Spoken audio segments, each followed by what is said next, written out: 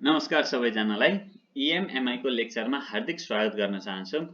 आज हामीले measurement of inductance and capacitance last क्लासमा हामीले रेजिस्टेन्सहरु कसरी मेजरमेन्ट गर्न सकिन्छ त भनेर स्टडी गर्यौं भने आजदेखि हामीले इन्डक्टेन्स र क्यापासिटेन्स कसरी मेजरमेन्ट गर्न सकिन्छ भनेर विभिन्न विधिहरु पढ्छौं। पहिला इन्डक्टेन्स मेजरमेन्ट गर्ने मेथड हेरौं। पहिलो छ म्याक्सवेल इन्डक्टेन्स ब्रिज मेथड। अब यो म्याक्सवेल इन्डक्टेन्स ब्रिज हाम्रो व्हिटस्टोन ब्रिज जस्तै हुन्छ, तर व्हिटस्टोन ब्रिज भन्दा अलिकति फरक छ। यसमा के छ भन्दा फर्स्ट आर्ममा हाम्रो रेजिस्टेन्स R1 र इन्डक्टेन्स L1 छ। यो फर्स्ट आर्मको रेजिस्टेन्स र इन्डक्टेन्स चाहिँ हाम्रो अननोन रेजिस्टेन्स हुन्छ। सो L1 भनेको चाहिँ अननोन इन्डक्टेन्स छ अनि रेजिस्टेन्स R1 भनेको नि अननोन रेजिस्टेन्स छ। सो यो अननोन रेजिस्टेन्स र अननोन इन्डक्टेन्सको भ्यालु चाहिँ कति हुन्छ भनेर हामीले फाइन्ड गर्नुपर्ने हुन्छ। र म्याक्सवेल इन्डक्टेन्स ब्रिजमा यही दुईटा टर्म्सको एक्सप्रेसन हामीले निकाल्ने काम गर्छौं।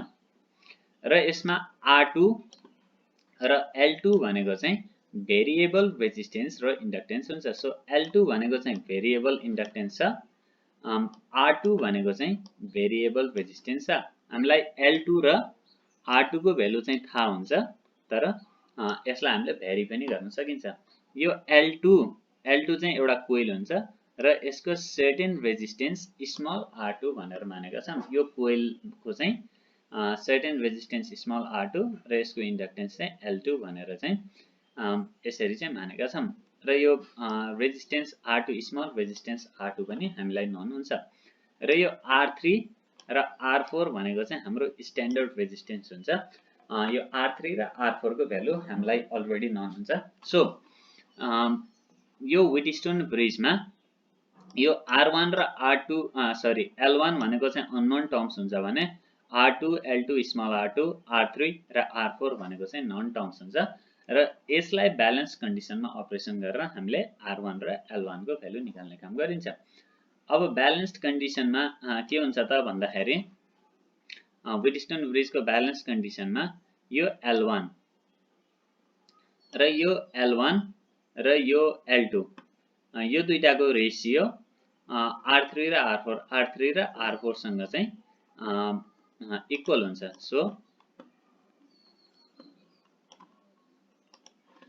सो यो L1 र L2 को रेशियो R3 र R4 सँग इक्वल हुन्छ। यो ब्यालेन्स कन्डिसनमा हामीले डाइरेक्ट लेख्दै हुन्छ। र अर्को के हुन्छ R1, यो R1 र यो R2 प्लस R2, यो R1 र यो R2 प्लस R2 को रेशियो अगेन R3 र R4 सँग चाहिँ इक्वल हुन्छ। सो यसरी हामीले R1 र L1 अननोन टर्म्सहरुलाई यसरी एक्सप्रेसनमा डिराइभ गर्न सकिन्छ। यसमा हेरौं, यो R3 र R4 भनेको चाहिँ जनरली हाम्रो डिकेड रेजिस्टेन्स हुन्छ, जसको भ्यालु चाहिँ यस्तो 10 को मल्टिपलमा हुन्छ। 10, 100, 1000, 10,000 यसरी हुन्छ। र R2 भनेको नि हाम्रो डिकेड रेजिस्टेन्स हुन्छ। सो यो पनि 10 को मल्टिपलमा चाहिँ हुन्छ। यसरी चाहिँ हामीले गर्न सकिन्छ। र यसको फेजर डायग्राम हेरौं। यो फेजर डायग्राममा चाहिँ अलिकति प्रब्लम छ। सो यो फेजर डायग्रामलाई स्टडी नगरौं, यसमा गरौं। यसको फेजर डायग्राम हेरौं। म्याक्सवेल इन्डक्टेन्स ब्रिजको फेजर डायग्राम। सो यसमा चाहिँ हामीले के देखिन्छ त भन्दाखेरि जस्तै यसमा हेरौं। ओके, यसमा हेरौं, यो हामीले सप्लाई गरेको E भन्ने भोल्टेज छ। यो चाहिँ हाम्रो सप्लाई भोल्टेज भयो। यो सप्लाई भोल्टेज चाहिँ यो प्यारलल पोइन्ट दुईटा छ। सो यो सप्लाई भोल्टेज चाहिँ एउटा पाथ यो हुन्छ, अर्को पाथ चाहिँ यो हुन्छ। अनि यो दुईटै पाथ चाहिँ प्यारलल भएको भएर यो टोटल बाट पास हुने भोल्टेज पनि E नै हुन्छ, यो टोटल बाट पास हुने भोल्टेज पनि E नै हुन्छ। सो यो हाम्रो सप्लाई भोल्टेज E भनेको E1 प्लस E3 हुन्छ। त्यस्तै गरी यो E भनेको E2 प्लस E4 हुन्छ। र अर्को ब्यालेन्स कन्डिसनमा के हुन्छ त भन्दाखेरि यो ग्याल्भानोमिटरबाट कुनै पनि करेन्ट फ्लो हुँदैन। कुनै पनि करेन्ट फ्लो नहुनु भनेको यो पाथ अथवा ब्रान्चमा ड्रप हुने भोल्टेज र यो ब्रान्चमा ड्रप हुने भोल्टेज चाहिँ सेम हुन्छ। सो यसको भोल्टेज र यसको भोल्टेज सेम हुँदाखेरि यो E1 भन्ने भोल्टेज र यो E2 भन्ने भोल्टेज चाहिँ इक्वल हुन्छ। सिमिलरली यो ब्रान्चमा ड्रप हुने भोल्टेज र यो ब्रान्चमा ड्रप हुने भोल्टेज पनि सेम हुन्छ। सो E3 र E4 भन्ने भोल्टेज पनि सेम हुन्छ। सो ब्यालेन्स कन्डिसनमा हामीले के भन्न सक्यौं भन्दाखेरि E भनेको E1 प्लस E2 हुन्छ, त्यस्तै गरी E भनेको E2 प्लस E4 हुन्छ र E1 भनेको E2 सँग इक्वल हुन्छ, E3 भनेको E4 सँग इक्वल हुन्छ। अब यसैलाई हामीले फेजर डायग्राममा हेरौं र हाम्रो E1 भनेको के छ? E1 भनेको भोल्टेज चाहिँ अब दुईटा ब्रान्चमा उस भयो ड्रप भयो, एउटा चाहिँ R1 को एकरसमा भोल्टेज ड्रप भयो, एउटा चाहिँ L1 को एकरसमा भोल्टेज ड्रप भयो।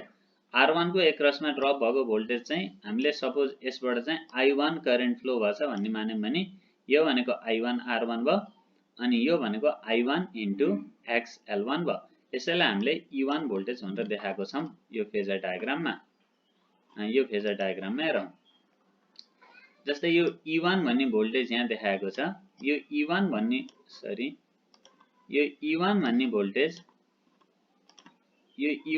भोल्टेज चाहिँ एउटा I1 मा यसरी ड्रप भयो अनि एउटा चाहिँ I1 XL1 मा यसरी ड्रप भयो।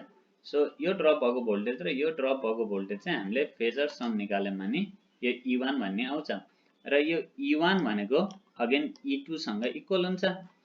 सो यसरी हामीले यो E1 भनेको के लेख्यौं भन्दाखेरि I1 R1 plus J omega I1 XL1।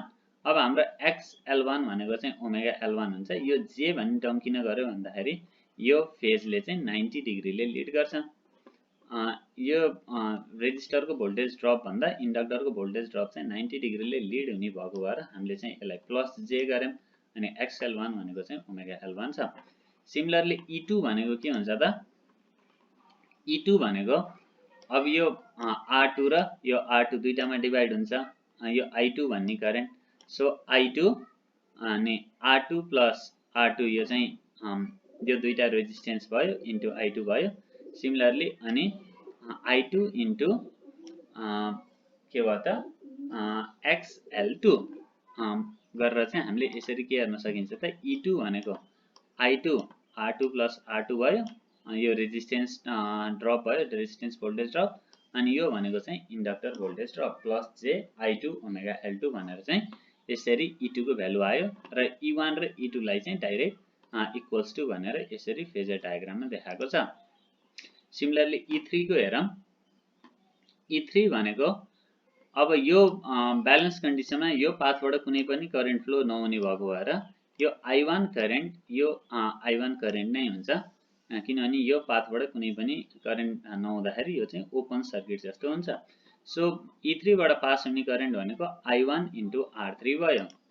So E3 बाट पास हुने करेन्ट I1 इन्टु R3 भयो। यसलाई चाहिँ हामीले फेजर डायग्राममा यो पोइन्टबाट देखाएका छौं I1 इन्टु R3 भनेर, किनभने यो पनि रेजिस्टिभ भोल्टेज ड्रप भयो, यो पनि रेजिस्टिभ भोल्टेज ड्रप भयो। सो दुईटै एउटै फेजमा हुन्छ। यो I1 इन्टु R3 भयो। सिमिलरली E4 भन्ने टर्म भनेको चाहिँ I2 इन्टु R4 भयो, किनभने यही I2 करेन्ट यहाँबाट फ्लो हुने हो। I2 इन्टु R4 भयो। यसैलाई हामीले देखाएको छौं E4 भनेको I2 इन्टु R4 भयो। र यसमा हेरौं, अघि हामीले निकालेको E1 भनेको चाहिँ यो फेजर हो। यो फेजरलाई चाहिँ हामीले यसमा चाहिँ यसरी देखायौं भने यो फेजरलाई चाहिँ एक ठाउँबाट अर्को ठाउँमा सार्न मिल्छ।